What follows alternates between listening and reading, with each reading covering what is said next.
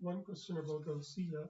Why Hazrat Umar radiallahu anhu didn't ask Allah to forgive or the rain for the sake of the Prophet sallallahu alaihi wasallam? Why did he intermediate? That's a very good question, because when the scholars addressed it, they said if it rains or doesn't rain, the Prophet himself will not benefit from it because he's already dead.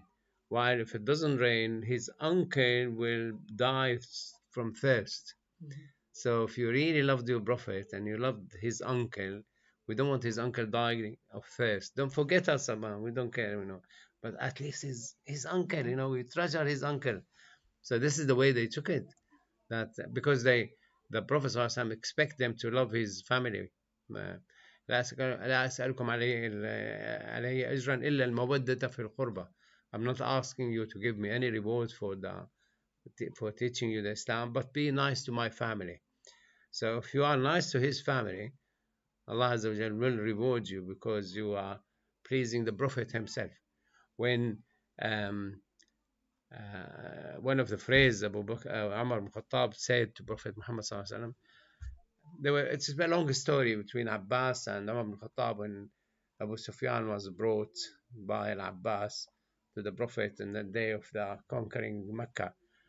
And one of the phrases Umar said, he said, I am extremely pleased because of the uncle of Prophet Muhammad became Muslim, Al-Abbas, then being pleased with my own father becoming Muslim.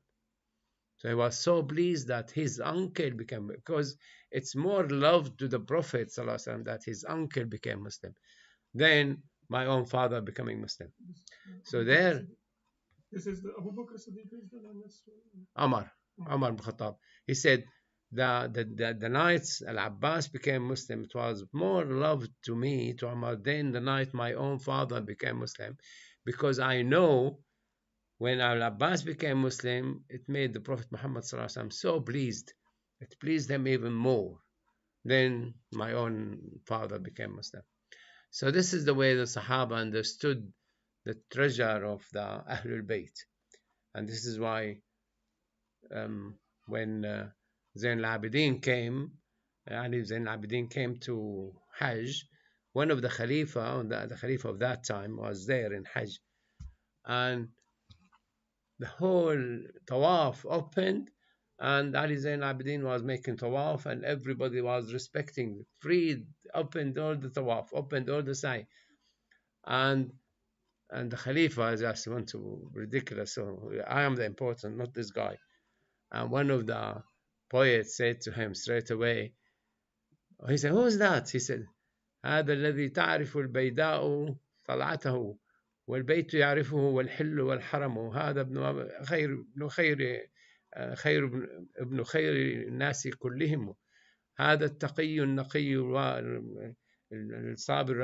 And he made a whole poetry praising Ali ibn Zayn al-Abidin, because the people, when they saw he's a grandson of Prophet Muhammad, they freed the place, they emptied the place. They didn't empty the place for the Khalifa, and they emptied for the love of the Ahlul Bayt is within the heart of the Muslims. So this is why you will see when you go to Syria, you'll see that Ahlul Bayt. Forget that the Shia, they might try to say we are, no, the Sunni love Ahlul Bayt more than that. And the fact that Al-Abbas became Muslim pleased the Prophet ﷺ more than Joe Block, who became Muslim. So this is why he asked Allah Azza wa Jal to